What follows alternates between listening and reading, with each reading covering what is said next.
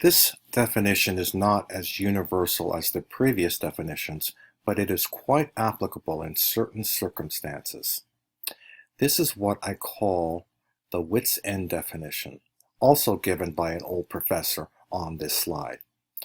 Oftentimes, when a culture finds itself pushed or prodded or oppressed or otherwise challenged, one often finds creative and sometimes dangerous religious responses.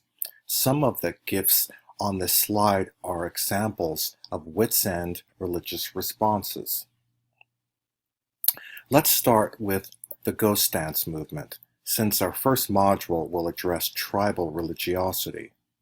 During the 1800s, Native American culture was being decimated, whether through wars, reservations, Indian schools, disease, or loss of land.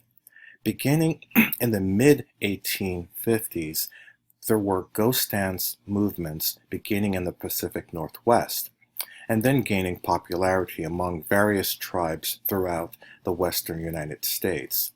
It was believed that by performing a particular circle dance, European Americans would disappear and the lost ecosystem and ancestors would return. The Inquisition and Crusades in Europe were spurred in part from what was perceived as false religion and belief. Some of you may have been alive when 9/11 occurred. This horrible event was a more recent example of a wits end response to what was perceived to be the encroachment of infidels from America. There are religious people that may feel that the world is going to hell in a handbasket and await a coming rapture.